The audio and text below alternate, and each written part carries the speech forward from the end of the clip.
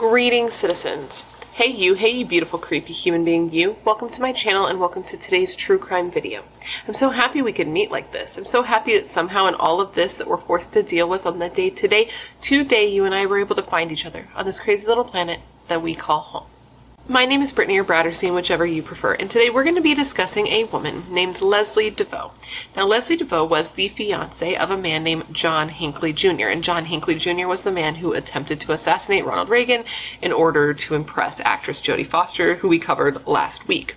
Now, Leslie and John met while they were institutionalized due to their separate crimes, and Leslie's crime was intense. Leslie even said in an interview that she believes that people will see her as a more dangerous monster than people saw John Hinckley Jr. And that's because in 1982, Leslie murdered her 10-year-old daughter before trying and failing to take her own life. So we're going to discuss that today. But before we get started, if you have not yet had the pleasure, please make sure to join the Brat Pack by subscribing and ringing the bell. I put out a new video every single week, and I would love to hang out with you. Yes, you, specifically you, but I can only do that if you join the Brat Pack and become one of us. So now let's go ahead and get into this video. Now, this video was on a case that I had actually not heard of before. Like, I had heard of John Hinckley Jr. I hadn't heard that he had been engaged at any point because I wasn't like super into reading about him prior to doing a video on him. I just knew the basics of the case. But once I looked into him and I found out he was engaged, I was like, he was engaged? Like, first off, that's crazy. And then finding out he was engaged to somebody who had also murdered somebody, and then looking into her story, I was blown away. I was mostly blown away that this isn't more publicized. I thought it would be, especially because of the time and the place and her relation to John Hinckley Jr. I thought there would just be more information on her case out there. But I looked, I scoured newspapers.com even, and there's nothing. I couldn't even find a photo of Leslie's daughter. That's how like under the radar this case went. But I was able to find a good amount of information, and I'm gonna share it with you today. Today I'm gonna tell you the entire story. I read all the things that you do not have to. And at the end of this video, I want you to answer the question of the day. I'm gonna give it to you now so you can have it kicking around in your brain as we go through the details of this case, but of course I want you to answer once you have some information to go on. But the question of the day is this: do you believe that Leslie DeVeau should have served any jail time for the murder of her own daughter? Let me know all your thoughts in the comments below after we go through the details of this case. And now, with all of that said, come gather around and let me tell you the story of the murder of Erin DeVeau at the hands of her own mother, Leslie DeVeau. Our story today begins on March 18th, 1982, and this is in Friendship Heights, which was in a nice upscale neighborhood where, you know, it was very, very picturesque. All the men knew each other. They waxed their cars in the front yards and had barbecues, and the women would go out and go shopping and gossiping together. And all the kids were friends with all the other kids. Everyone knew everyone. Everyone was very tight-knit. It was on this day at about 6:15 p.m. when a group of women went over to this nicely manicured home. It was a two-story brick home on 45th Street that was owned by the DeVeaus. And the DeVeaus were Anthony, who went by Tony, the father, Leslie, the mother, and their one child, a daughter named Erin. Now, these women were going over there because they had been trying to get a hold of their friend Leslie. They'd been trying to get a hold of her all day. First, they started calling her over and over on the phone, but every time they tried to call, the line was busy. And then they had even went over to the home earlier in the evening, like before sundown, to try to get a hold of Leslie because they had, not an appointment, a social appointment, sure. They were going to get together and play tennis, and Leslie was supposed to go, but she wasn't answering the phone. And when they went over to the house, nobody was there, so now they were going back again because they still couldn't get a hold of her.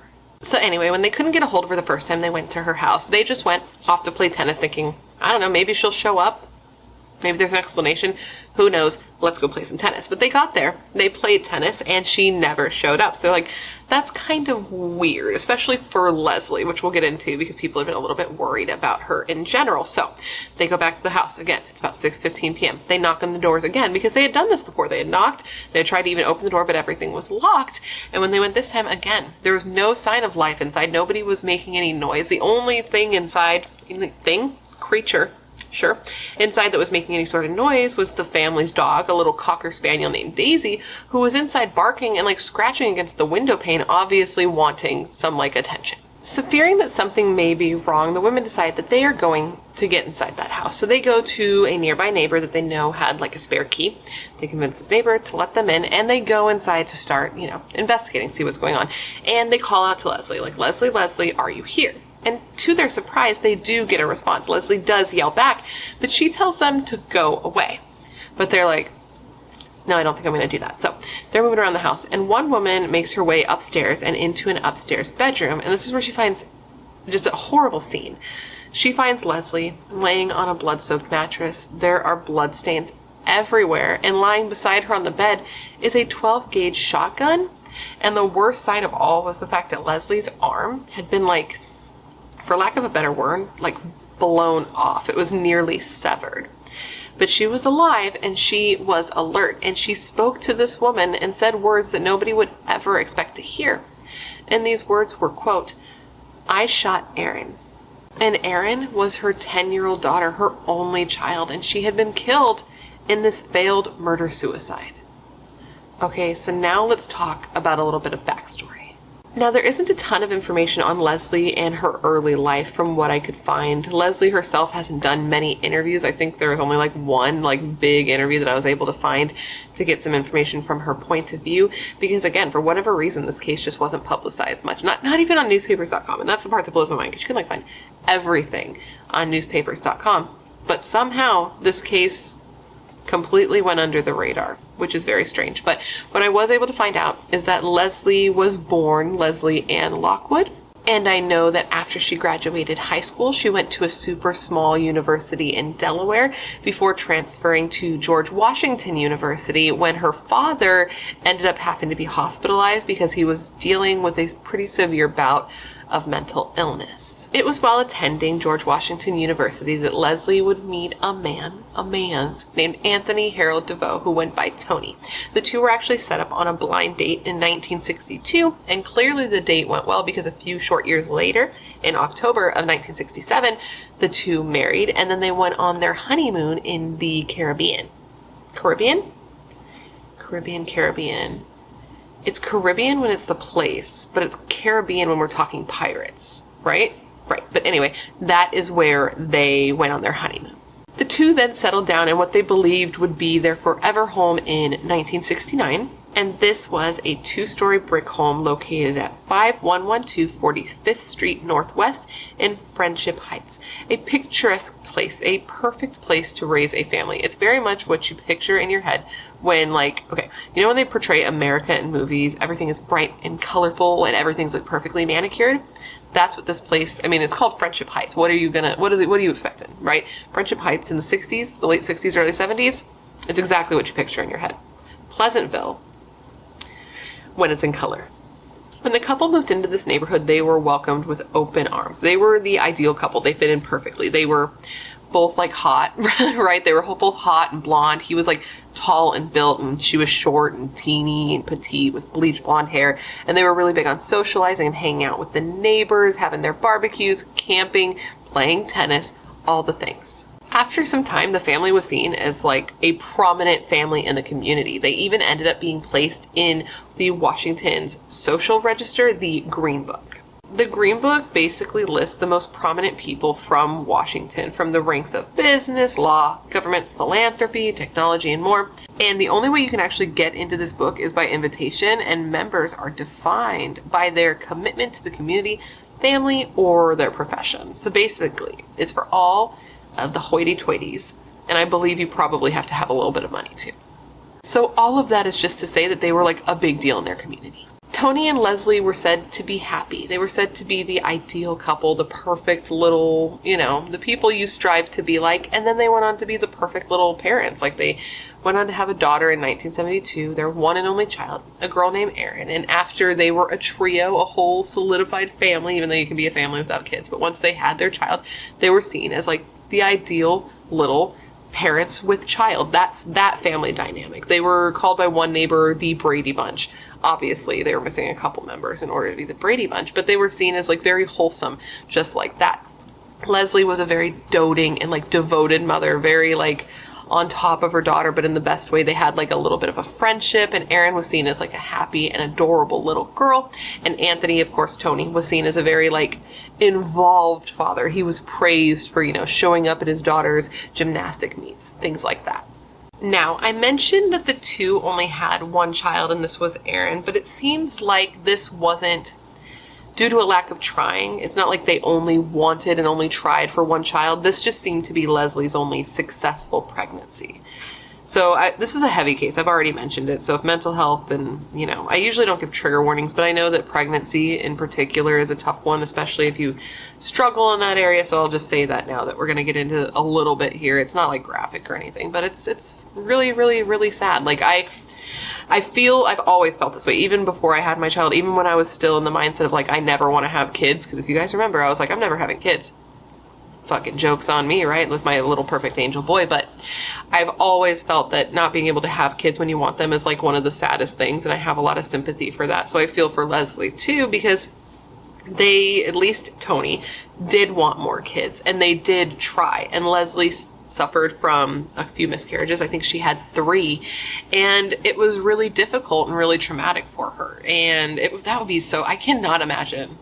I could cry like just thinking about that, how traumatizing that would be. And it made Leslie like very afraid to continue trying to get pregnant. So she stopped. And it was also said that Leslie told a friend of hers at one point that she wondered if her body miscarrying was because deep down she really didn't want to have more kids, which makes the whole thing even more just sad. It's an overall sad situation. Anyways, moving from that big bummer of a paragraph to more bummers, because this whole case is a real big bummer. So prior to Erin being born, Leslie had gotten a full-time job with social services. She worked as a foster care person. You know what I mean? You know what I'm trying to say. An employee for foster care. So she did that for a while. But then once Erin was born, she decided that she didn't want to work full-time. So she left her full-time job and started doing independent contracting work. And she was doing work, basically working with abused kids that were suffering from child abuse, which she saw some of the worst things that a person could see. I cannot even imagine the type of things that you see when you have that type of job, especially considering some of the cases that I've covered.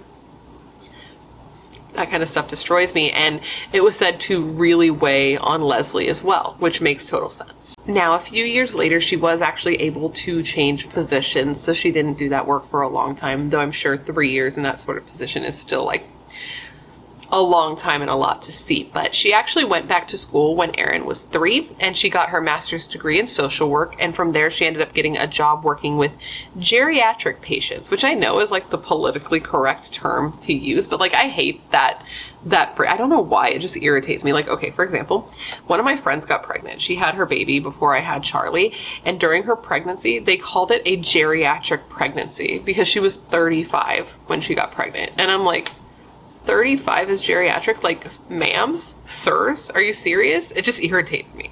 Anyways, she got this job working with geriatric patients, but she didn't even last an entire year in this job because something I haven't mentioned yet, but something you've probably caught on to, is that Leslie was really struggling with her mental health, and it was affecting, all aspects of her life.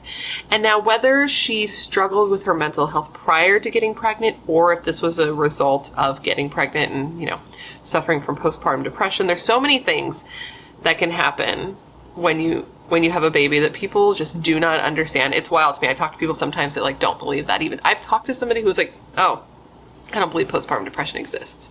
And I was like, I am freshly postpartum, and I can tell you for sure you are wrong. Obviously there are different degrees of it and all that jazz, which we're not going to get into, and we have a much better understanding of it now than we did in the 80s.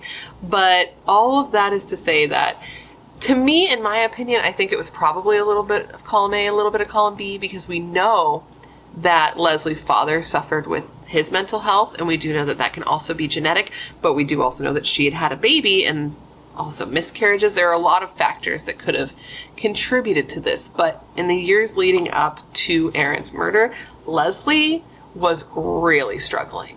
Her depression was growing. She was experiencing feelings of uselessness, and she truly felt like she couldn't do anything right. And that's just incredibly sad to me, because when I read about Leslie, it seemed like she just had a ton going for her. She had a job that she worked hard to get. She had completed school, which is something that not everybody gets to do. Like, an education is a wonderful thing to have the privilege to have. And she had this wonderful daughter, right? Erin was said to be fantastic. She was this cute, rambunctious, happy little blonde tomboy that everyone loved. All the kids wanted to be her friend, and all the parents were like, wow, you lucked out with such a great daughter. They were said to have a fantastic relationship. It was said to be like almost perfect, an ideal mother-daughter like relationship and friendship. Like, they were said to have the type of relationship that, like, the other kids were jealous of. Everyone was jealous of Erin. She got everything she wanted. She was always happy. She got to have pancakes and Fruit Loops every day for breakfast, and she got to have puppies. And they were just like, why can't I be Erin? Why can't my life be like Erin's? She gets anything that she wants. And adults thought that their relationship was great too, with one neighbor saying of their relationship, and I quote, "I always admired that relationship. I always thought she was a wonderful mother because she let Erin have stuff. I wish I could be that way." And obviously just letting your child have stuff and being able to eat Fruit Loops and pancakes isn't like, it doesn't make you mother of the year. But across the board later, like, there's a lot of interviews done with people that knew them, and everyone just said that she was like a fantastic and loving and doting mother. Now, despite having this wonderful daughter, this wonderful life, Leslie struggled because mental illness, man, it doesn't matter. They don't care who you are. They don't care how much money you have. They don't care how great your life is. Like, depression is like an entity. It can feel like it sometimes, right? But even though she had all this, she struggled. She tried really hard to keep her head above water, and she even had friends that were there to help her, with one of her friends even helping her get another job after she lost her job because she couldn't deal with it due to depression. A friend got her a job at like a church nursery, but again, she only lasted a couple of months before depression got the best of her, and she just had to leave. She just sort of seemed to go through these waves where she would seem good, like she would be on a high note, everything would seem fine, she would seem put together, she would seem like she had control, but then the wave would come down and she would be super low and just out of it, super unattentive and unresponsive. And obviously that didn't work well for like a nursery job because you are watching other people's kids. You need to be on top of things. And she was said to just like not pay attention in the way that you would want somebody caring for children to do. Oh, and on top of that, so she had this job, so she worked with one of her friends, right? Her friend got her the job, so she worked with one of her friends, but Leslie would like not talk to her friend and would just leave at the end of the day without even saying bye, and this like really hurt her friend's feelings. But when she would bring this up to Leslie and be like, hey, this hurt my feelings when you did this, she was like, oh, sorry I did that, I'm just like dealing with something that I have to deal with by myself. And whatever she was dealing with just seemed to be getting worse because she had the depression, right? But she seemed to be getting a little more paranoid here and there, and even seemed to maybe be having hallucinations because one of her friends said that Leslie, quote, went totally bonkers, believing that her house had been bugged. And if that wasn't bad enough, it even got to the point where she was barely communicating with anyone at all. She got very withdrawn. She isolated herself completely. And it was around this time that she first tried to take her own life and ended up being hospitalized. Leslie was hospitalized at the Psychiatric Institute of Washington, where they determined that she had been experiencing delusions. And she was put on antipsychotic medication, and that seemed to be working for a bit at least. And during that time, friends of the couple helped Tony care for Erin since he was still working. And they said that he didn't really ever talk about what was going on with Leslie. They were able to put two and two together because they were having to help him. But he was the type of person to just sort of pretend like nothing was wrong and go about his life as usual. Now, after about a month of being in the hospital after this attempt on her life, Leslie was released. And she was said to be doing better across the board. Her friends even noticed it. It was so funny.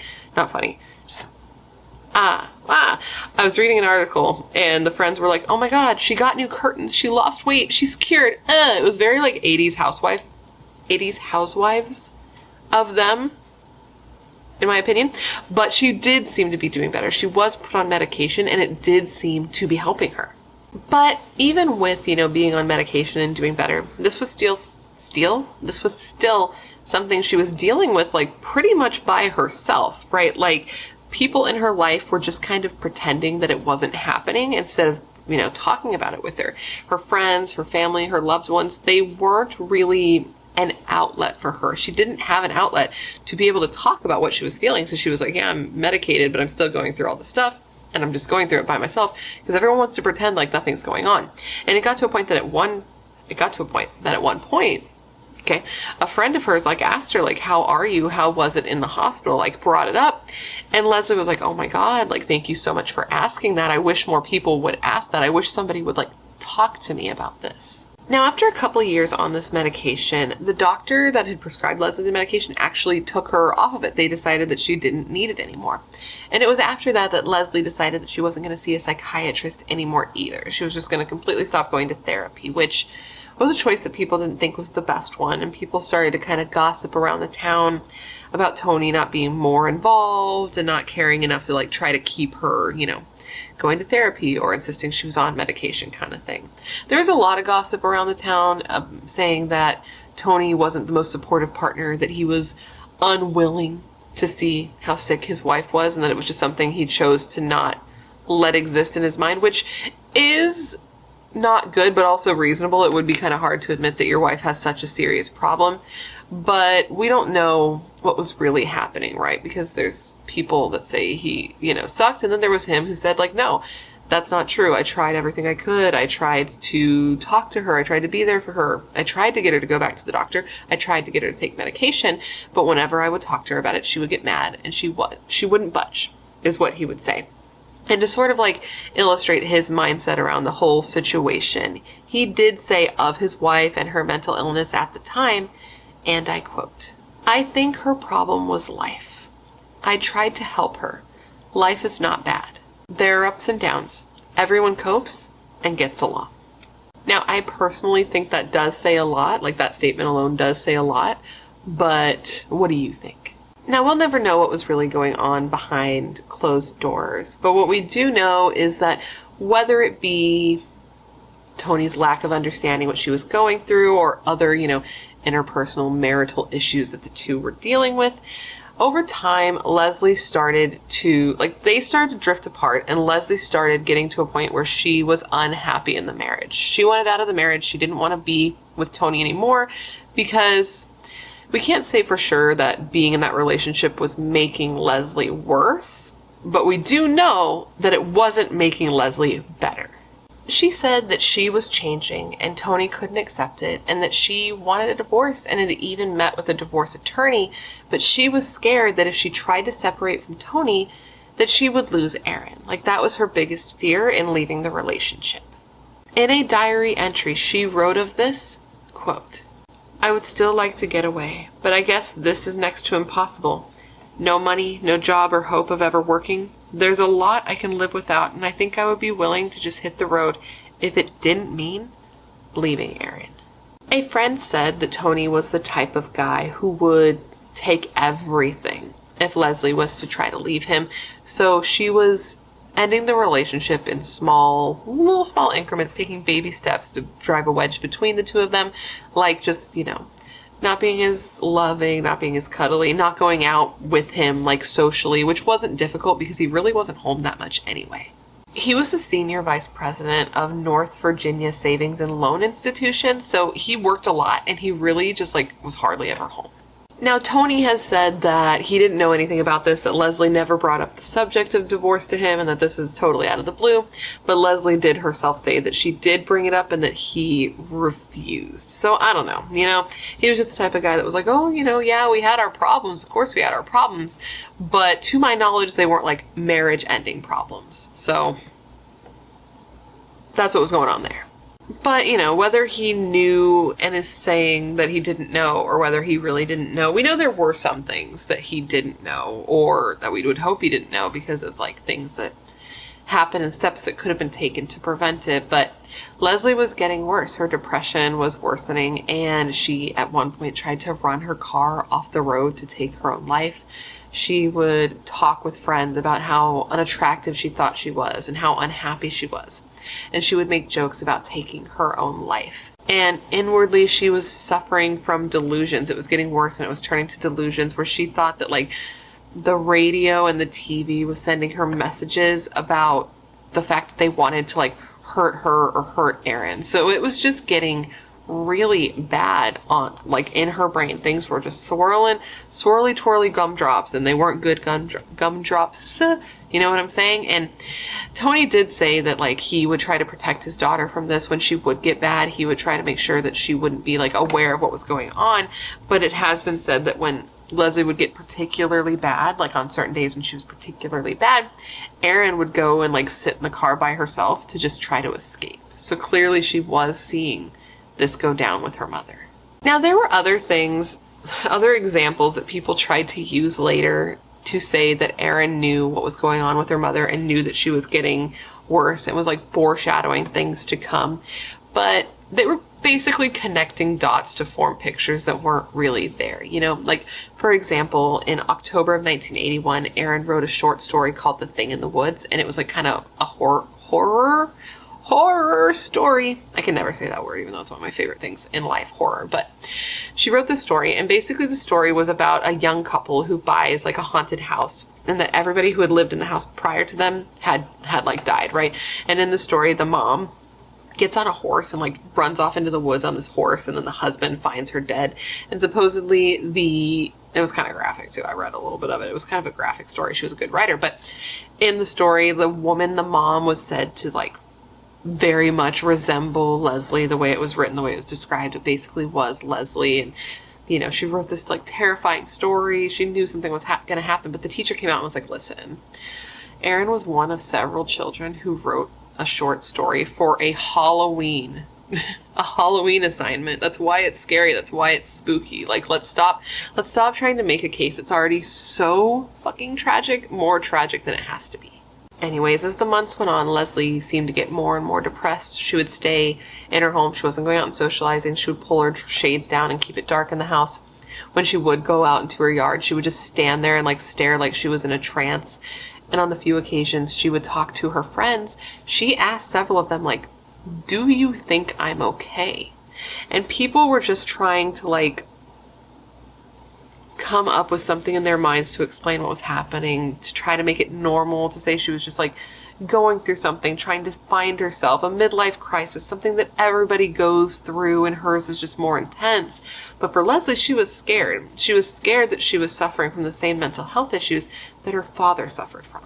It was during January and February of 1982 that her mood swings became more apparent. She would have periods of time where, like, for a day or two, she would be completely shut down. She would be in bed like the entire time.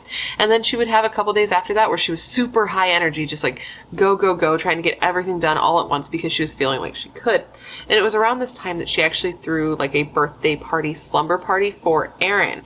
And the planning for it was when she was in a high phase, but the actual day of the party ended up being on one of her low days. So she was very like off and very quiet and distant, not like putting on the party. And it was so bad that it was noticeable to the kids. And one of the kids like went home and like told their mother. This mother that was also a friend of Leslie's was like, what do we do? I need to do something. We need to try to help her. But where is the line? Where is the line between friendship and intrusion? Like, her friends seemed like they wanted to do something, but they couldn't figure out what to do that wouldn't just upset her. They were worried that anything they do was just going to make her upset, heighten her anxiety, or make her depression worse. In the days leading up to the murder, though, she did seem off, but not more off than usual. One friend said that she had seen Leslie 2 days before the murder, and that Leslie's face just looked swollen and puffy and like she had been crying, and that Leslie just looked at her and was like, your hair's really pretty.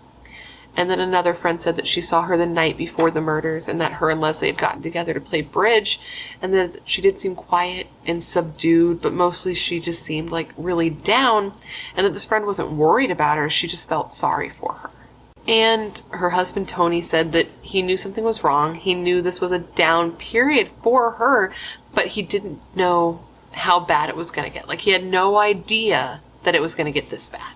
The morning of March 18th, 1982 was a totally normal day until it wasn't.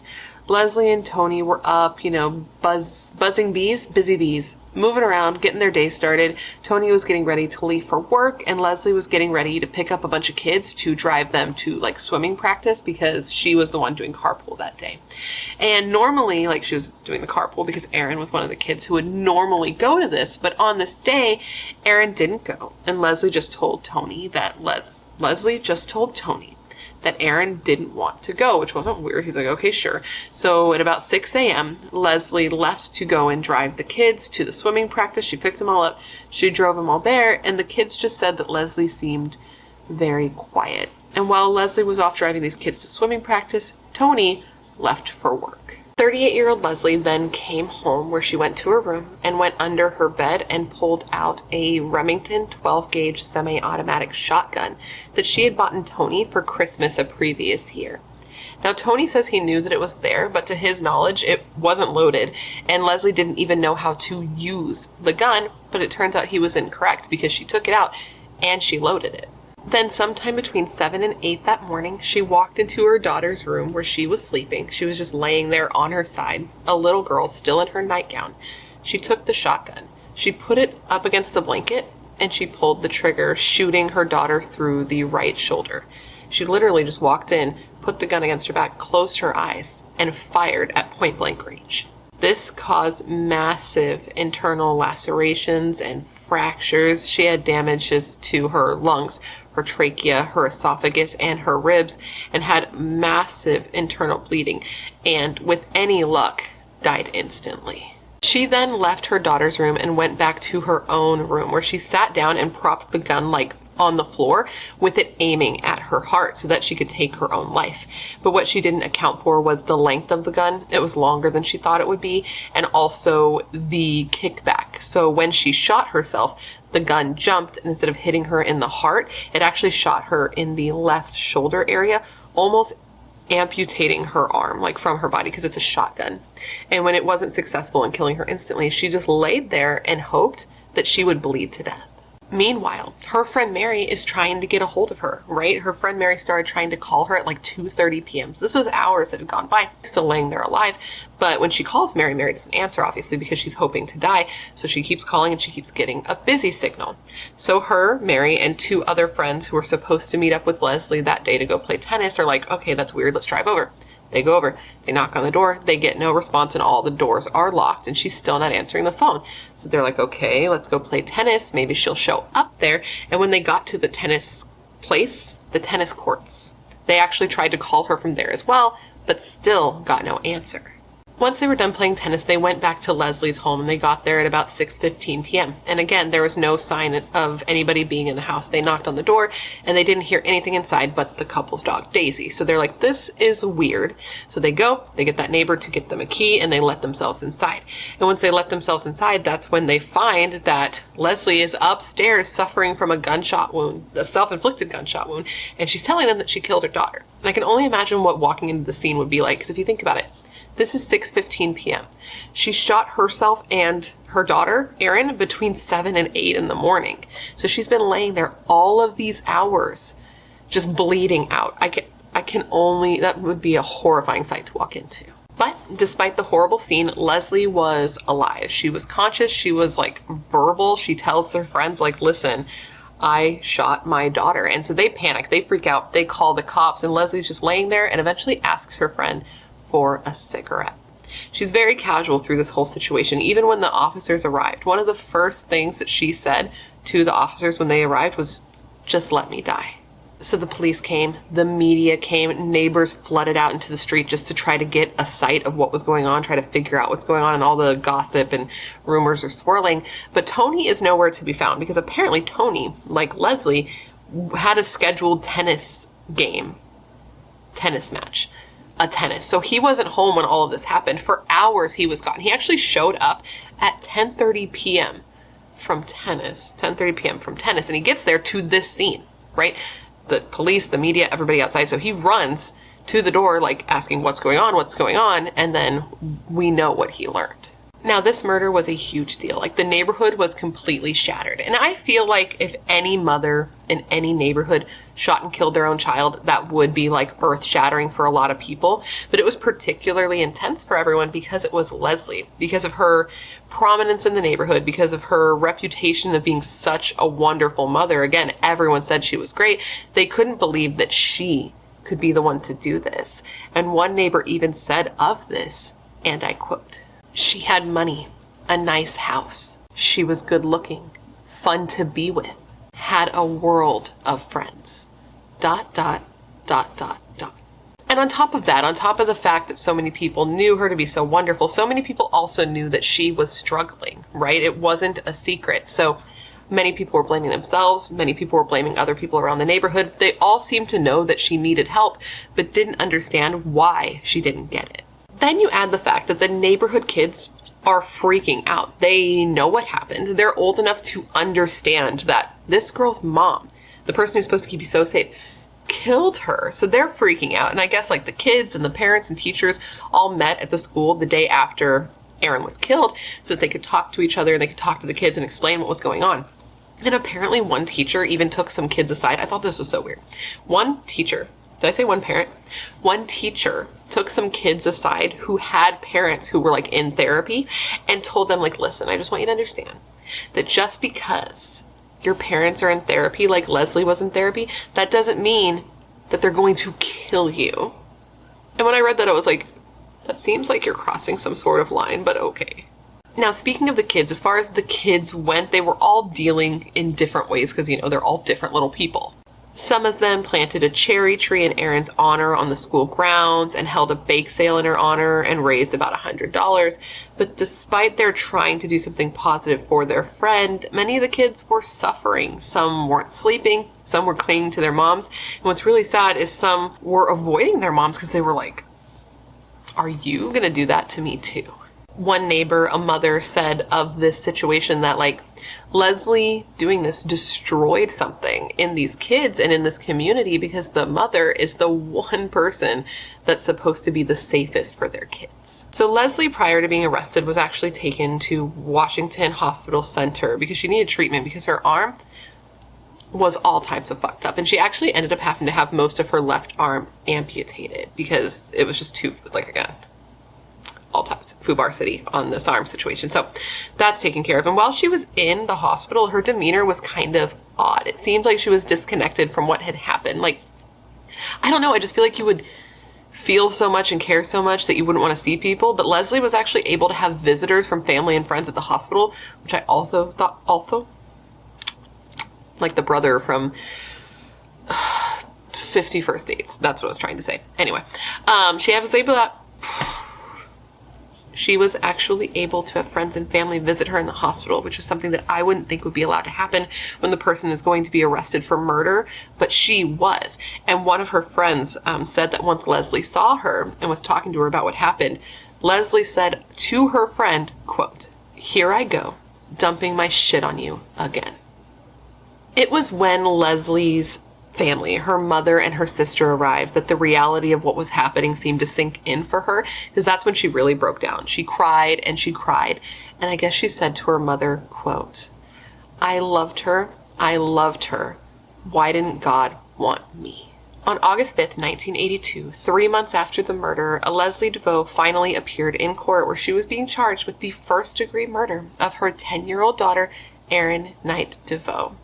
Now, Leslie and her attorneys pled not guilty by reason of insanity. Her attorney saying that they weren't going to try to say that Leslie didn't do this, because, like, how could, they do that? It was very clearly Leslie. We all heard about the scene, right? It was clear. But they were going to try to prove that she wasn't legally responsible for her actions due to her mental health issues. Several of Leslie's friends and family members were present for the hearings, and Leslie seemed to be in an overall good mood during her trial, which is crazy to think about. But she was, like, talkative. She interacted with them. The only time, well, not the only time, when things seemed to shift is when they started talking about Leslie's mental health history. When that happened, her mood visibly changed and she started to cry. Obviously, after everything we've talked about through this video, Leslie's mental health is going to be a subject at trial. Even before I told you that it was going to be that she was pleading not guilty by reason of insanity, I feel like it was pretty clear we were heading in that direction. So after she was arrested, she saw many doctors. She saw, all the doctors, as I'm sure you can imagine. And these doctors testified at her trial and, like, talked about her mental health history. The court was informed about Leslie's month-long stay at the hospital in the fall of 1979 and was told that she was kept on medication until the spring of 1981.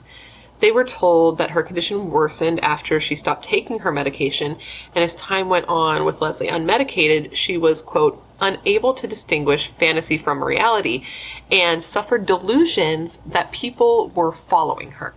They also noted that Leslie, was preoccupied with getting out of her marriage. Her marriage was causing her distress and, making things worse for her.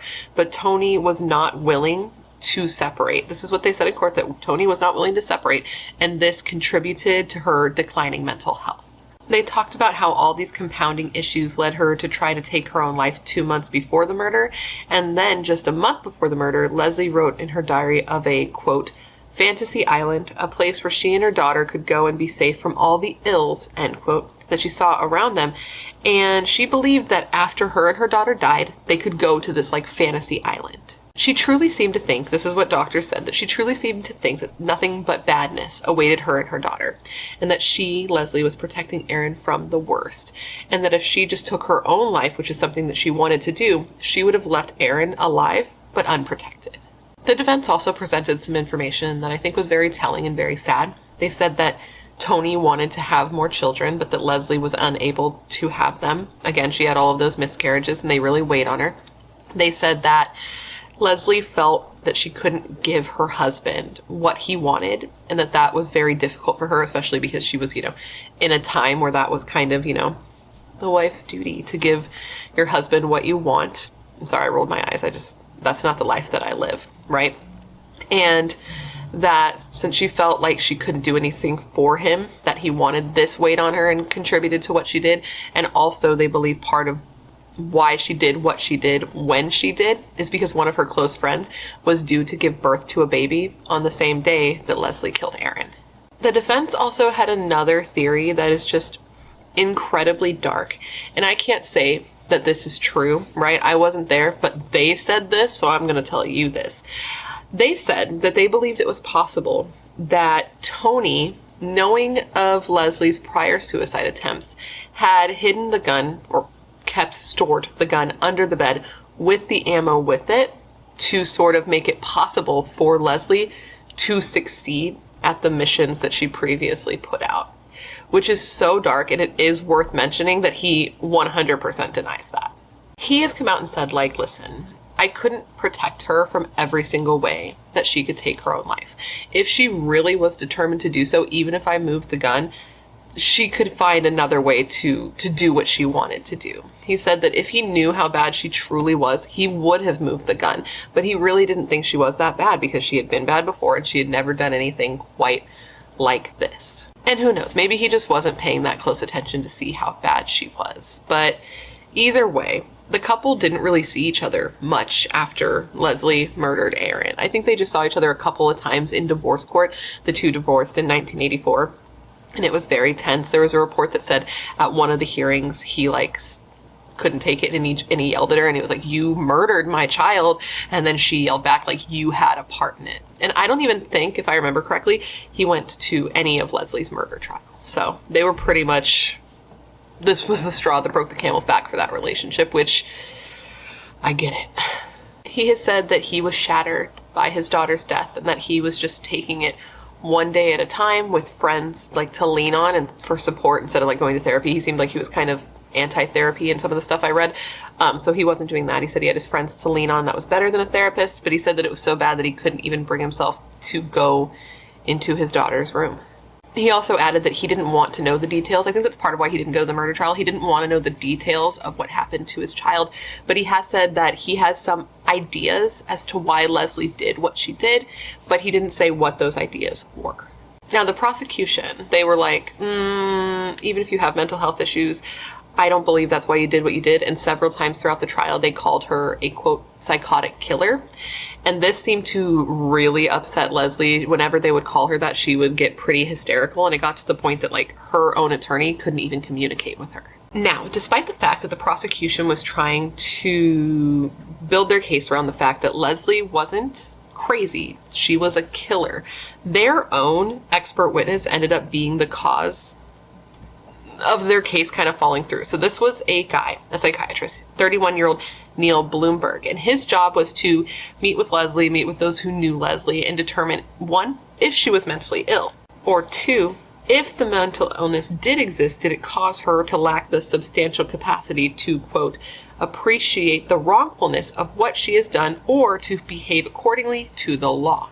So, after meeting with Leslie on 3 different occasions and talking to basically everyone who knew her, Bloomberg came to the determination that Leslie was severely mentally ill, deeply psychotic, and not responsible for the murder of her daughter. And remember, this is the prosecution's expert witness.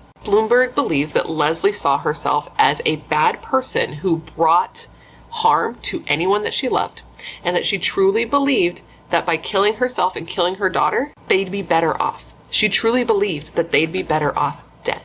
He said specifically of this, and I quote, "The act of murder, as bizarre as it seems, I think for her was an act of love. Something terrible was going to happen in the world, and the only way to protect her and Erin was for them to leave together."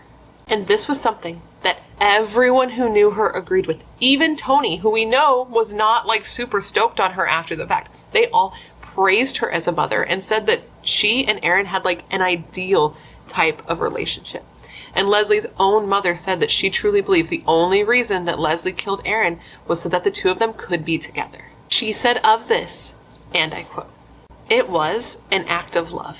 Believe me. The truth is they both loved the child very, very much, and the stress was too much. It's just a stressful world. She couldn't bear to leave her."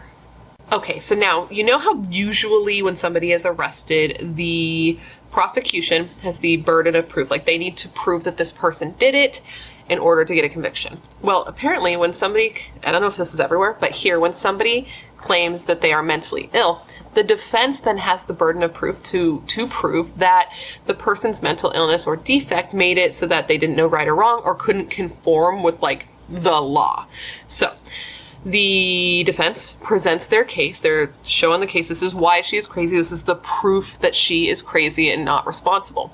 And then the defense has to sort of try to counter that.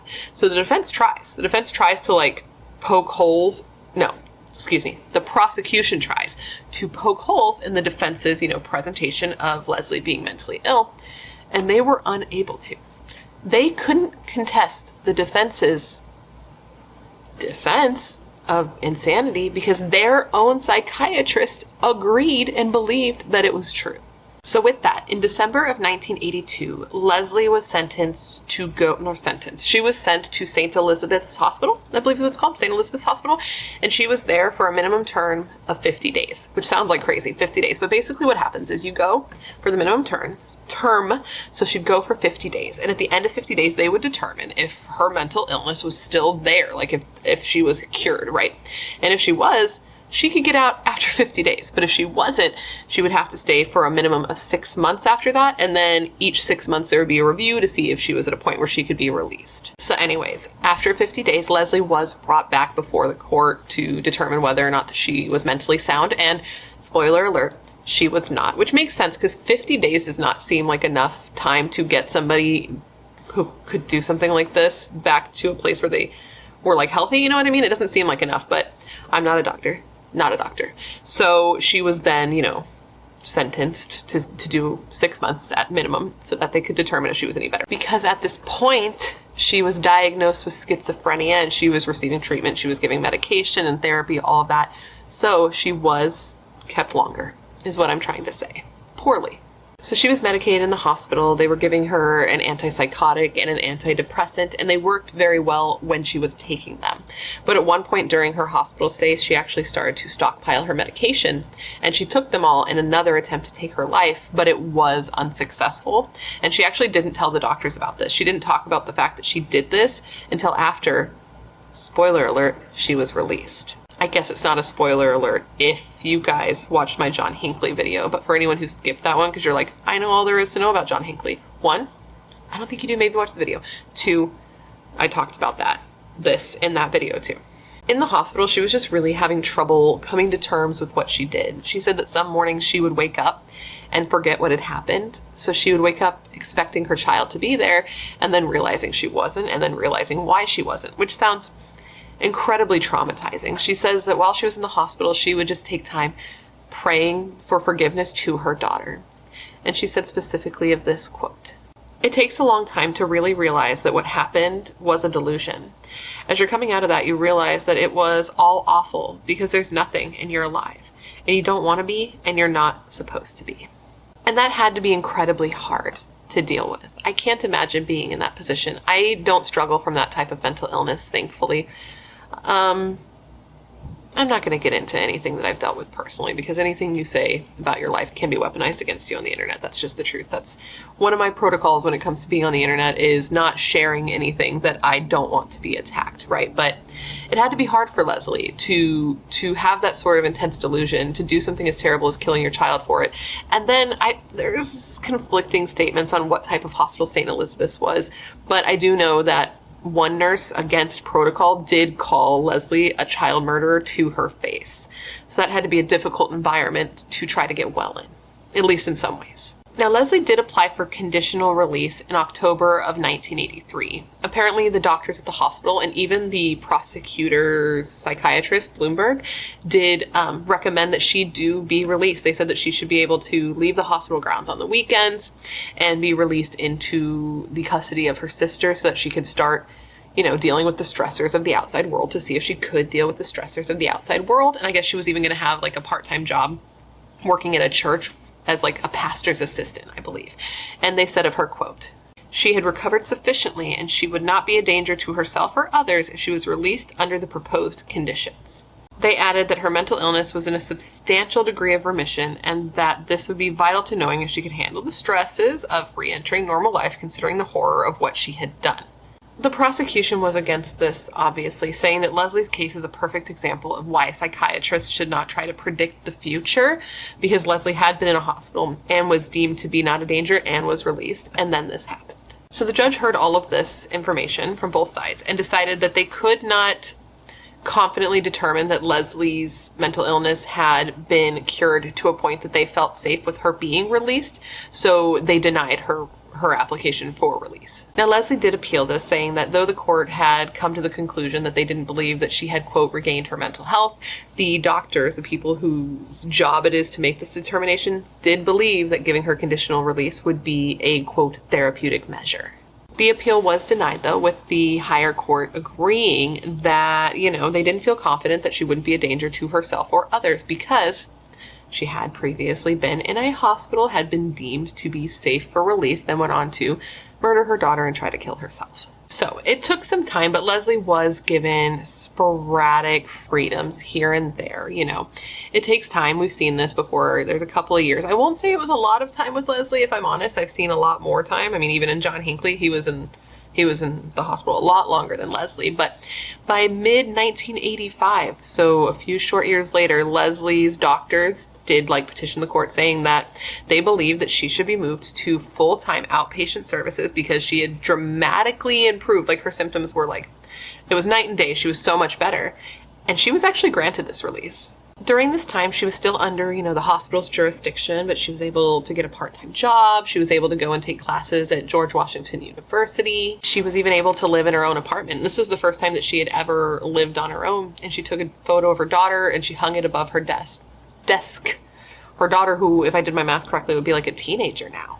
She also kept a box of her daughter's possessions, and in this box was actually, oh God, my heart, it was Erin's blanket that she called her night-night.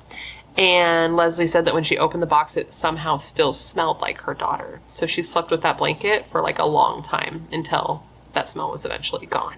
By April of 1990, Leslie petitioned the court to be declared legally sane. And if this was to happen, that means that Leslie would be completely released from all hospital supervision. She would just be like any normal person walking around with no past.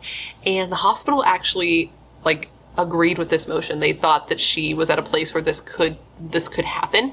Even the prosecutor's psychiatrist, we keep bringing him up, but Bloomberg, he too said he believed that she was deemed to be sane and should be legally declared sane. And he said of this, quote, "I've seen a lot of people who have gone through the system and been found not responsible, and I've never seen a course of treatment that has gone as well as Ms. deVeau's." He then added if he was to interview her now with no knowledge of her past, he would just declare her as a normal person, legally sane, no mental illness. If he didn't know she had done something, he would never know that she had done something. When Leslie testified during this hearing, her own attorney asked her about her daughter, Erin, who would be 18 years old by the time this hearing took place. And Leslie said of her daughter, and I quote, "I think right after the shooting, it hurt so bad, I couldn't even stand to think.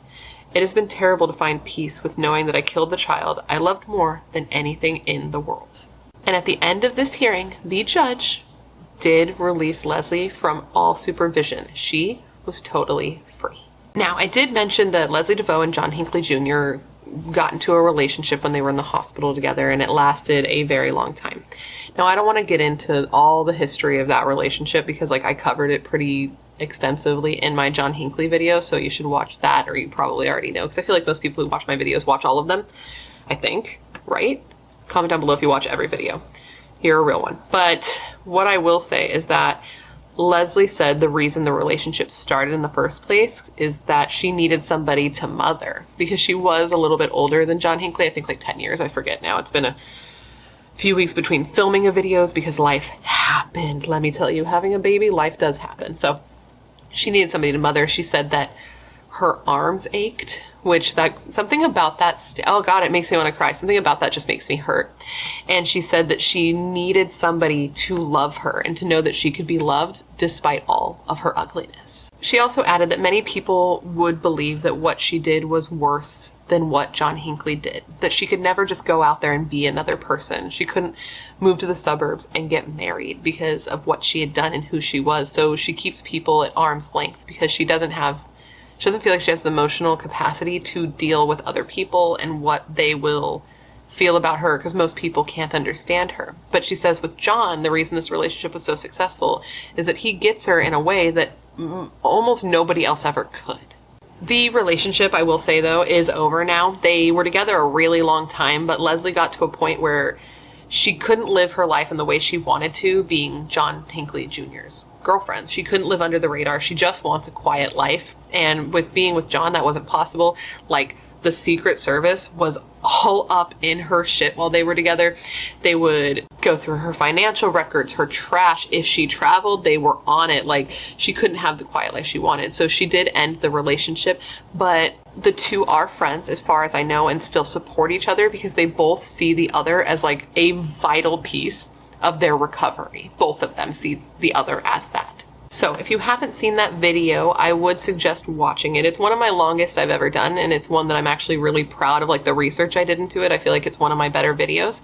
Not in the filming, my lord, not in the filming, but hopefully that doesn't discourage you. I'm just like, you know, practicing with a new setup, and that was the first one. I don't really like how it looks, but the video, the information itself, I think is great.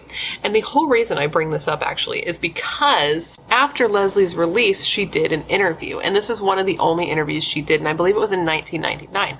The only reason she even did this interview was for John. She said that John wasn't being treated fairly by the legal system or the medical system, and that she wanted to do this interview to be his voice since he couldn't speak, and she wanted people to see who John really was since the media wasn't showing that. And so that was what the point of this interview was for. But in reading this interview, because it was a long one, the article is pretty long, you learned a lot about Leslie, her backstory, and her case as well. I got to learn about Leslie herself, about how she felt during that time, what she thought during that time, and how she felt about her daughter. And Leslie said of her daughter during this interview, and I quote, "I adored her. I cannot tell you how much she meant to me. And you know what a child's like. It's as if you can't believe this gift that's been given to you. It was my way of keeping her safe. I can remember holding on to the thought for a long time that God had wanted me to do this. So somehow it was all going to turn out all right."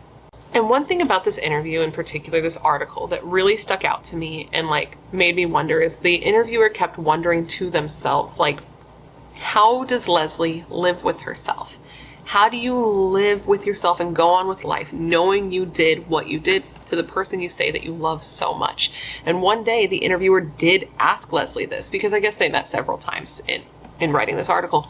And the interviewer asked Leslie, like, how do you live with yourself? And Leslie responded with, quote, "Many times over the years I have gotten angry. Why did I get well?" And something this interviewer wrote in this article that really, really stuck with me, and something that I want to end this video with, is the fact that they said that, yes, Leslie was in the hospital for what she did, and that must have been incredibly difficult, but that sanity was Leslie's true punishment. And with that, my friends, is the story of the murder of Erin DeVeau at the hands of her own mother, Leslie DeVeau. I hope you found my presentation of this case to make sense, and I hope it was informative. And of course, I just want to thank you for hanging out and remembering Erin with me today. And now, considering everything I told you throughout this video, I want to revisit the question of the day, and that was this.